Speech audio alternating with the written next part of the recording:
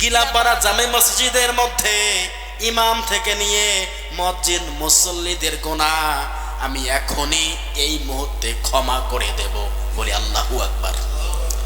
এখনই এই মসজিদে যারা অবস্থান করছে এদের জীবনের সবগুলো গুনাহ আমি ক্ষমা করে দেব।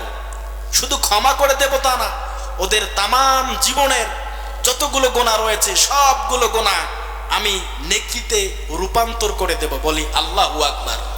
শর্ত তিনটা। কয়টা? তিনটা শর্ত।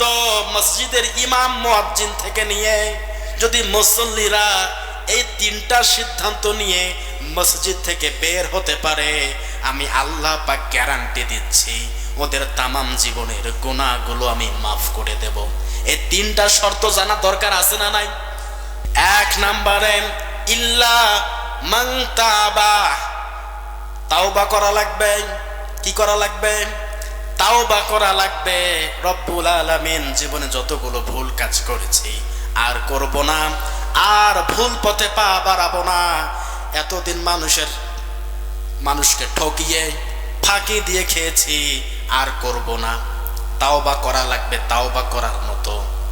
ইয়া আইয়ুহাল্লাযিনা আমানুত্তাকুল্লাহা ওয়া কুলু কাওলান সাদীদা, হে ঈমানদারগণ ভয় করো, সত্য কথাগুলো বলো। তাওবা করতে গেলেও আপনাকে একবারই তাওবা করতে হবে। তাওবা সবার জন্য নয়। আপনি এখন তাওবা করলেন, বাড়িতে গিয়ে আবার সব ভুলে গিয়ে আবার ওই আগের মতোই, ওই তাওবা কবুল হবে? তাওবা এরকম না। তাওবা মানে কি করা? ফিরে আসতে হবে। জীবনের সবগুলো গুনাহ পাপের জন্য অনুতপ্ত হওয়া লাগবে। কার কাছে? আল্লাহ পাকের কাছে।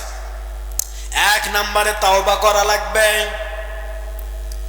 ইল্লা মান তাবা ওয়া আমানা, এবং ঈমান আনা লাগবে।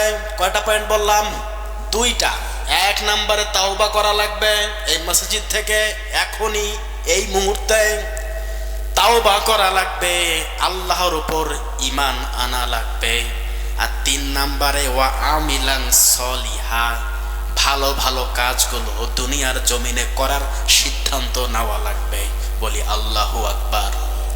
এই তিনটা বিষয় কেউ যদি এখনই এই মসজিদ থেকে করে বের হতে পারি, আল্লাহর কসম করে বলছি, আল্লাহ পাক সূরাতুল ইব্রাহিমের 70 নম্বর আয়াতটা কি এমনি এমনি নাজিল করেছেন? কথা বলেন। আল্লাহ পাক নাজিল করে জানিয়ে দিচ্ছেন, তিনটা সিদ্ধান্ত যদি তোমরা নিতে পারো, আমি তোমাদের জীবনের গুনাহ সবগুলো মাফ করে দেব, এই মুহূর্তে মাফ করে দেব।